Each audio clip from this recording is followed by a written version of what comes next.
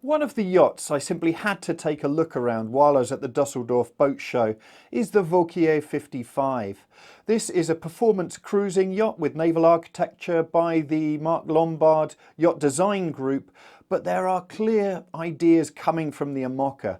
The central pilot house with the wheel set forward and the space that is around, but also just some of the lines just mean that you think, wow, this is coming from a racing heritage.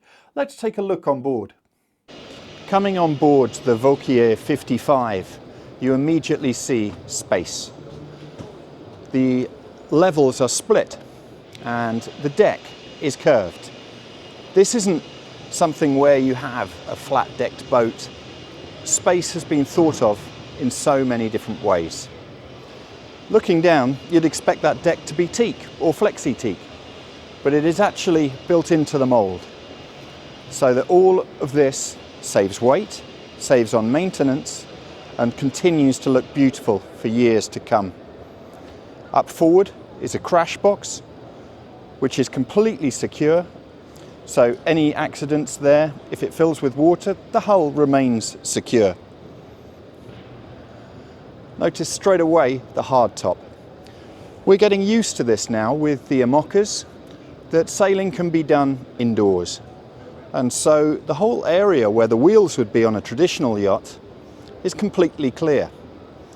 And sailing can be done in comfort.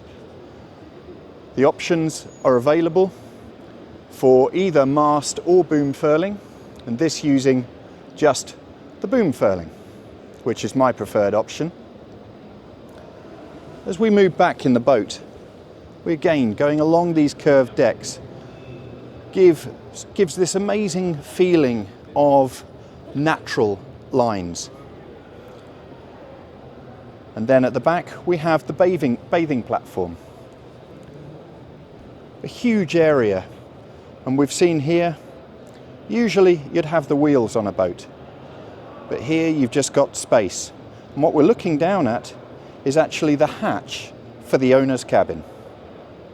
Inside the cockpit, you step down a couple of steps and you have this feeling of space. A comfy seat to steer from. All of the lines led inside. Again, we've seen in the Vendée Globe now, everything can be done from inside at the highest level, and here we have it with cruising comfort. The Garmin systems mean that navigation and also control of the yacht can all be done from one position, with separate buttons for all of the different sheets, for furling, unfurling, and also with the bow thruster and Sailors at Heart, a traditional analog compass. The main saloon has the forward-facing nav station and two comfortable chairs, both with footrests.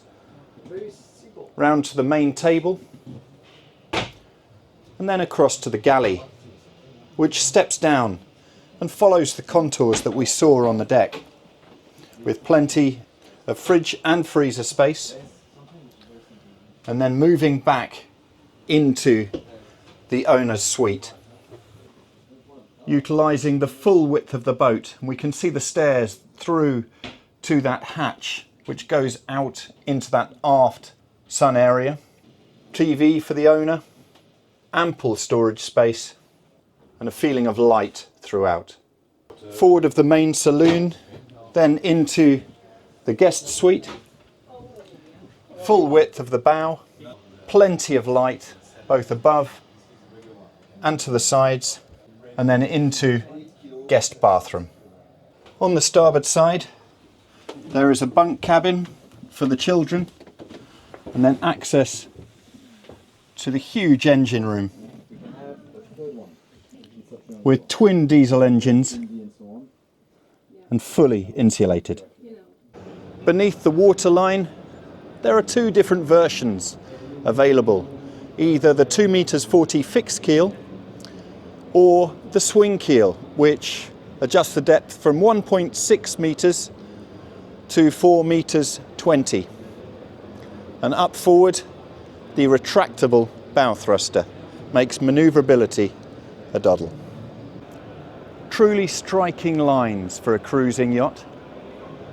and we see curves which we may see more often on a top-end IMOCA racing yacht.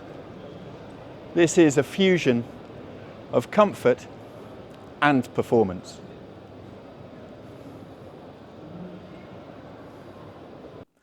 Thank you for watching today. We're going to continue bringing you a wide variety of news from the sailing world. Of course, the racing, like we've seen in the Vendée Globe, but it's great to take a look at some of the yachts that are available. And I feel this actually gives a bit of trickle down as to what you can see an IMOCA yacht does, how this can benefit cruising. So I hope you enjoyed this. Please do subscribe to our channel using the button down here, and take a look at sailworld.com for all the latest news in the world of sailing.